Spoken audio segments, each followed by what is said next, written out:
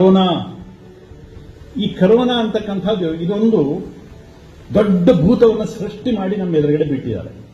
ದಯವಿಟ್ಟು ತಪ್ಪು ತಿಳ್ಕೋಬೇಡಿ, ಯಾರು ಬೇಕಾದರೂ ಹೇಗೆ ಬೇಕಾದರೂ ಚರ್ಚೆ ಮಾಡಲಿ, ನನಗೇನು ಅದ್ರ ಬಗ್ಗೆ ಯಾರಿಲ್ಲ. ದೊಡ್ಡ ಭೂತವನ್ನು ಸೃಷ್ಟಿ ಮಾಡಿ ಬಿಟ್ಬಿಟ್ಟಿದ್ದಾರೆ. ಬಹುತೇಕ ನಾನು ಕೇಳಿರ್ತಕ್ಕಂಥ ಪ್ರಶ್ನೆಗೆ ಇವತ್ತಿನ ತನಕ ಯಾವುದೇ ಲ್ಯಾಬೊರೇಟರಿಯಲ್ಲಿ ಸೈಂಟಿಸ್ಟ್ಗಳು ಯಾರು ಉತ್ತರ ಕೊಟ್ಟಿಲ್ಲ. ಇಷ್ಟು ಜನ ಕೂತ್ಕೊಂಡಿದೀವಲ್ಲ, ರ್ಯಾಂಡಮ್ ಆಗಿ ಚೆಕ್ ಮಾಡಿದ್ರೆ ಒಂದು 15 ಜನರಿಗಾದರೂ ಪಾಸಿಟಿವ್ ಸಿಗುತ್ತೆ. ಯಾರಿಗೆ ಸ್ವಲ್ಪ ಥಂಡಿ ಆಗಿದೆ ಅಂಥವ್ರಿಗೆಲ್ಲರಿಗೂ ಪಾಸಿಟಿವ್ ಸಿಗುತ್ತೆ. ಥಂಡಿ ಆಗಿರೋದು ನೆಗಡಿ ಆಗಿರೋದು ವೈರಸ್ ಇಂದನೇ, ಕೊರೋನಾ ಬಂದಿರೋದು ವೈರಸ್ ಇಂದನೇ. ಯಾರಾದರೂ ಒಬ್ಬರು ಸೈಂಟಿಸ್ಟ್ ಅಥವಾ ಯಾವ್ದಾದ್ರೂ ಒಬ್ಬ ಡಾಕ್ಟರ್ ಹೇಳ್ತಾರಾ, ಇಲ್ಲ ನಾವು ಅಲ್ಲಿ ಗಂಟಲು ದ್ರವವನ್ನು ತೆಗೆದು ಕೊರೋನಾ ವೈರಸ್ಸೇ ಇದೆ ಅನ್ನುವಂಥದ್ದನ್ನು ಡಿಟೆಕ್ಟ್ ಮಾಡ್ತೀವಿ ಅಂತ ಹೇಳ್ತಾರಾ? ಜಗತ್ನಲ್ಲಿ ಯಾವ ದೇಶಕ್ಕೂ ಅದು ಸಾಧ್ಯ ಆಗಲಿಲ್ಲ. ಗಂಟಲು ದ್ರವ ತೆಗೆದಾಗ ಏನಾಗುತ್ತೆ, ಅಲ್ಲಿ ವೈರಸ್ ಇದೆಯಲ್ಲ ಗೊತ್ತಾಗುತ್ತೆ. ನಿಮ್ಗೆ ಥಂಡಿ ಆಗಿದ್ರು ಅದೇ ವೈರಸ್ ಸಿಗತ್ತೆ, ಕೊರೋನಾ ಬಂದ್ರು ಅದೇ ವೈರಸ್ ಸಿಗತ್ತೆ, ನೀವು ಪಾಸಿಟಿವ್ ಅಂತ ಆಗ್ಬಿಡ್ತಾರೆ. ಇದಕ್ಕೆ ತುಂಬಾ ಹೆದರಬೇಕಾದಂತಹ ಅಗತ್ಯ ಇಲ್ಲ. ಆರ್ಥಿಕ ಚಟುವಟಿಕೆಗಳು ಸತ್ವದ ಸ್ಥಿತಿ ಬಂದ್ಬಿಟ್ಟಿದೆ ಹಂತದಲ್ಲಿ. ಇದರ ಪರಿಣಾಮ ಏನು ಅನ್ನೋದ್ರ ಬಗ್ಗೆ ದೇಶದ ಸರ್ಕಾರಕ್ಕೂ ಗೊತ್ತಿರಲಿಲ್ಲ. ಅದಕ್ಕೋಸ್ಕರ ತುಂಬಾ ಕಾಳಜಿಯಿಂದ ಲಾಕ್ಡೌನ್ ಅಥವಾ ಬೇರೆ ಬೇರೆ ನಿಬಂಧನೆಗಳನ್ನು ನಾವು ಮಾಡಬೇಕಾಯಿತು. ನಂತರದಲ್ಲಿ ಈಗ ಅಂದಾಜಾಗಿದೆ, ಇದೊಂದು ಜಸ್ಟ್ ಲೈಕ್ ಫ್ಲೂ, ನಮ್ಮಲ್ಲಿ ಫ್ಲೂ ಜ್ವರ ಬರ್ತದಲ್ಲ ಅಷ್ಟೇನೆ. ನಾಳೆ ಕೊರೋನಾ ಬಂತು ಅಂತ ಅವನನ್ನು ಭಾರಿ ಹೊರಗಡೆ ಇಡತಕ್ಕಂಥದ್ದು ಅದು ಇದೆಲ್ಲ. ನಮ್ಮ ಪಕ್ಕದಲ್ಲಿ, ನಮ್ಮ ಮನೆಯಲ್ಲಿ ಎಲ್ಲಾ ಕಡೆ ನಾಳೆ ಕೊರೋನಾ ಬಂದರೂ ಆಶ್ಚರ್ಯ ಪಡಬೇಡಿ, ಯಾಕಂದ್ರೆ ಇದು ಕಾಮನ್ ಆಗಿದೆ, ಹೆದರಬೇಕಾದಂತಹ ಅಗತ್ಯ ಇಲ್ಲ. ಇದಕ್ಕೆ ಔಷಧಿ ಕೂಡ ಇದೆ, ನಮ್ಮ ದೇಶೀಯ ಔಷಧಿನೇ ಇದೆ. ಇದಕ್ಕೇನೋ ವ್ಯಾಕ್ಸಿನ್ ಬೇಕಂತ ಇಲ್ಲ.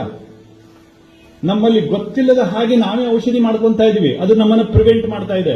ಈ ಫಾರ್ಮಾಸ್ಯೂಟಿಕಲ್ ಲಾಬಿಗಳು ಮಾತ್ರ ಭಾರಿ ದೊಡ್ಡದಾಗಿ ಅದು ಹಾಗೆ ಹೀಗೆ ವ್ಯಾಕ್ಸಿನ್ ಬರುತ್ತೆ, ಅದು ಮಾಡ್ಕೋಬೇಕು, ಇದನ್ನ ಮಾಡ್ಕೋಬೇಕು, ಯಾಕಂದ್ರೆ ಅವ್ರಿಗೆ ದುಡ್ಡು ಮಾಡಬೇಕಾಗಿದೆ. ಅದಕ್ಕೋಸ್ಕರ ಈ ಭೂತಗಳನ್ನೆಲ್ಲ ಎಬ್ಬಿಸಿ ಕುಣಿಸ್ತಾ ಇದ್ದಾರೆ. ಸ್ವಾಮಿ, ಒಂದು ವರ್ಷಕ್ಕೆ ಸುಮಾರು 1.5 ಲಕ್ಷ ಜನ ಕೇವಲ ಆಕ್ಸಿಡೆಂಟ್ ಅಲ್ಲಿ ಸಾಯ್ತಾರೆ. ಕರ್ನಾಟಕದಲ್ಲಿ ಒಂದು ದಿವಸಕ್ಕೆ 400ಕ್ಕೂ ಜಾಸ್ತಿ ಜನ ಕೇವಲ ಕ್ಯಾನ್ಸರ್ನಿಂದ ಸಾಯ್ತಾರೆ. ಕೊರೋನಾದಿಂದ ಸತ್ತವರು ಎಷ್ಟು? ಇಷ್ಟೆಲ್ಲ ಭಯಾನಕ ಕಥೆಯನ್ನು ನಮ್ಮ ಎದುರುಗಡೆ ಬಿಚ್ಚಿಟ್ಟಿದ್ದಾರಲ್ಲ. ಕೊರೋನಾದಿಂದ ಸತ್ತವರು ಎಷ್ಟು? ಕೇವಲ 2% ಇಲ್ಲ, 1.5%ಕ್ಕೂ ಕಡಿಮೆ ಜನ ಇವತ್ತು ಯಾವುದ್ಯಾವುದೋ ಕಾರಣಕ್ಕೆ ಸತ್ತವರನ್ನೆಲ್ಲ ಕೊರೋನಾದಿಂದ ಸತ್ತರು ಅಂತ ಇವತ್ತು ಹಣಪಟ್ಟಿ ಕಟ್ತಾ ಇದ್ದಾರೆ. ತುಂಬಾ ತಲೆ ಕೆಡಿಸ್ಕೋಬೇಕಾದಂತಹ ಅಗತ್ಯನೂ ಇಲ್ಲ. ಆದರೆ ಸಾಮಾಜಿಕ ಸ್ವಾಸ್ಥ್ಯದ ಬಗ್ಗೆ, ಸಾಮಾಜಿಕ ಸ್ವಚ್ಛತೆಯ ಬಗ್ಗೆ ನಾವು ಗಮನ ಇಟ್ಕೊಂಡು ಇದನ್ನು ನಾವು ನಿತ್ಯದ ಜೀವನದಲ್ಲಿ ಎದುರಿಸಬೇಕು. ಬೇರೆ ದಾರಿ ಇಲ್ಲ. ನಿತ್ಯದ ಜೀವನದಲ್ಲಿ ಎದುರಿಸಬೇಕು. ನಾಳೆ ನಮ್ಮ ಮನೆಯಲ್ಲೂ ನಾವು ಇದನ್ನು ಎದುರಿಸಬೇಕು. ಹೇಗೆ ನಾವು ಜ್ವರ, ನೆಗಡಿ ಇದನ್ನೆಲ್ಲ ಎದುರಿಸ್ತಾ ಇದೀವೋ ಇವತ್ತು, ಹಾಗೇನೆ ಅಷ್ಟೇ ಸುಲಭದಲ್ಲಿ ನಾವು ಇದನ್ನೆಲ್ಲ ಎದುರಿಸಬೇಕಾಗತ್ತೆ.